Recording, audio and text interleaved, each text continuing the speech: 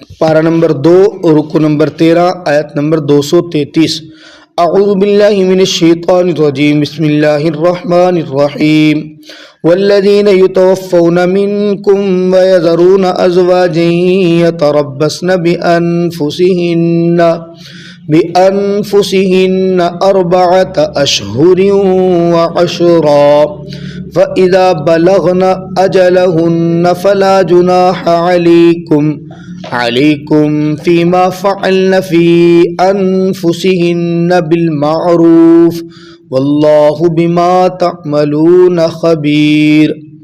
والذین، اور وہ لوگ، یتوفون، جو فوت ہو جائیں تم میں سے، وَيَذَرُونَ أَزْوَاجًا يَتَرَبَّصْنَ، اور وہ چھوڑے بیویاں، یتربصن، انتظار کریں وہ، بِأَنفُسِهِنَّ، اپنے جی میں، 4 أشہر وعشرہ، 4 مہینے اور 10 دن، فَإِذَا بَلَغْنَ أَجَلَهُنَّ، پس جب وہ پہنچ جائیں اپنی عدت کو یا مدت کو، فَلَا جُنَاحَ عَلَيْكُمْ، کوئی گناہ نہیں ہے تمہارے اوپر، فیما فعلن فی انفسہن، اس میں جو وہ کریں گی اپنے جی میں دستور کے مطابق، واللہ بما تعملون خبیر، اور اللہ بسبب اس کے جو تم عمل کرتے ہو خبر رکھنے والے ہیں۔ آیت مبارکہ میں اللہ رب العزت طلاق کو ذکر کرنے کے بعد بچے کی رضاعت کا مسئلہ ذکر کیا، طلاق کی عدت کو ذکر کیا۔ اب اس آیت مبارکہ میں عدت وفات کو ذکر کر رہے ہیں۔ عدت وفات، زمانہ جاہلیت میں اگر کوئی شخص فوت ہو جاتا تھا نا تو اس کی بیوی 1 سال تک عدت گزارتی تھی۔ اگر گھر والوں کا یا پیچھے ورثاء کا موڈ بن گیا تو وہ 1 سال سے آگے بھی بڑھا دیتے تھے، ورنہ 1 سال تو کم سے کم وہ عدت گزارتی ہیں۔ شروع اسلام کے اندر بھی ابتدا میں 1 سال تک ہی عدت گزارتی رہی، لیکن بعد میں اللہ رب العزت نے یہ آیت مبارکہ اتار کے اس پہلی عدت کو ختم کر دیا۔ اب وہ عورت جس کا خامد فوت ہو جائے اس کو دیکھیں گے کہ وہ عورت حمل میں ہے یا حمل میں نہیں ہے۔ اگر وہ عورت حمل میں ہے تو عدت اس کی وضع حمل ہوگی، بچے کی پیدائش، جیسے پیدائش ہوگی اس کی عدت ختم ہو جائے گی۔ اگر وہ عورت حمل میں نہیں ہے تو پھر وہ عورت 4 مہینے اور 10 دن تک عدت گزارے گی۔ یہ 4 مہینے اور 10 دن عدت در حقیقت پہلے والے خامند کا تعلق، اس کی محبت اور اس کے ساتھ گزرے ہوئے وقت کا اظہار کرنے کے لیے۔ ان دنوں میں عورت زیب و زینت نہیں کرے گی، ان دنوں کے اندر عورت میک اپ بناؤ سنگھار نہیں کرے گی، ان دنوں میں عورت کسی کے ساتھ پیغام نکاح بھی نہیں بھیجے گی، ان دنوں میں عورت بغیر کسی ضرورت کے گھر سے بھی نہیں نکلے گی۔ کوئی شرعی ضرورت ہو یا کوئی انسان کی طبعی ضرورت ہو، بیمار ہو گئی، ڈاکٹر پہ جانا ہے، یا کوئی ایسی دستاویز ہیں سرکاری طور پہ کہ وہاں پہنچے بغیر، دستخط کیے بغیر اس کا گزارا نہیں ہے، کوئی بھی معاملہ ہو جاتا ہے تو ایسی انتہائی اشد ضرورت میں تو جا سکتی ہے، عام طور پہ اس نے گھر سے نہیں نکلنا۔ ایک مقصد یہ بھی ہوتا ہے کہ ان 4 مہینے 10 دن میں کھل کے واضح ہو جاتا ہے کہ عورت کو حمل ہے یا نہیں ہے۔ اگر حمل ہے تو پیچھے والے خامند کا چونکہ تعلق اس کے ساتھ ہے تو اس تعلق کے وضع ہونے تک اس نے عدت میں بیٹھنا ہے۔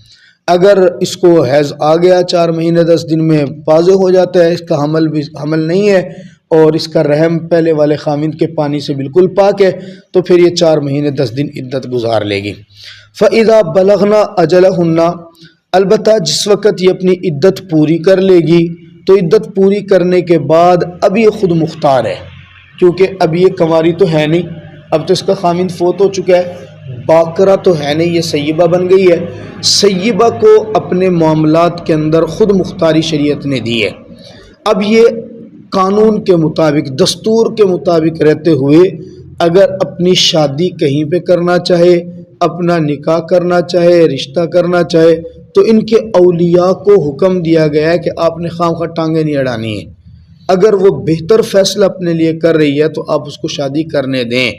اگر آپ درمیان میں خواہ رکاوٹ اڑا رہے ہیں، واللہ بما تعملون خبیر، تو اللہ آپ کے اعمال سے بہت اچھی طرح خبر رکھنے والے ہیں۔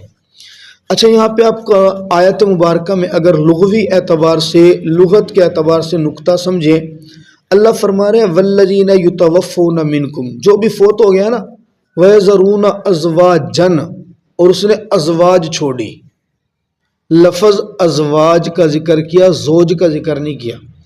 زوج کہتے ہیں ایک بیوی کو، ازواج کہتے ہیں کئی بیویوں کو. جب کوئی بندہ فوت ہوا اور اس نے کئی بیویاں چھوڑی تو وہ ساری عدت گزاریں گی.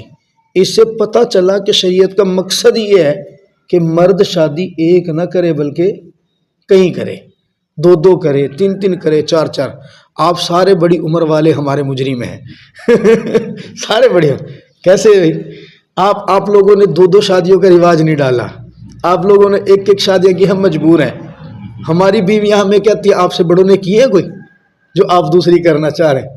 تو آپ اگر دو دو کا رواج ڈال دیتے تو ہماری بھی دو دو ہو جاتی تو اس لیے مقصود شریعت کا یہی ہے کہ کم از کم بیویاں وہ 4 ہوں، نہیں تو 3 ہوں تو 2 تو ہونی چاہیے. اگر 2 بیویاں ہوں اس سے معاشرتی طور پہ بھی بڑے فوائد ہیں، معاشرتی طور پہ بھی. ابھی ہمارے بزرگ بیٹھے ہیں، ان کی بیوی کا انتقال ہو گیا. اب ان کے گھر کے معاملات کیا چل رہے ہوں گے یہ نہ میں بتا سکتا ہوں نہ آپ سمجھ سکتے ہیں. یہ جس پہ گزر رہی ہے وہی سمجھ سکتا ہے. شریعت خود یہ جو حکم دے رہی ہے نا، یہ باتیں سمجھ بعد میں آتی ہیں. اب اس عمر میں شادی ان کی ہو جانی ہے، لیکن دقت کیا پیش آئے گی یہ بھی آپ نہ سمجھ سکتے ہیں نہ میں سمجھا سکتا ہوں.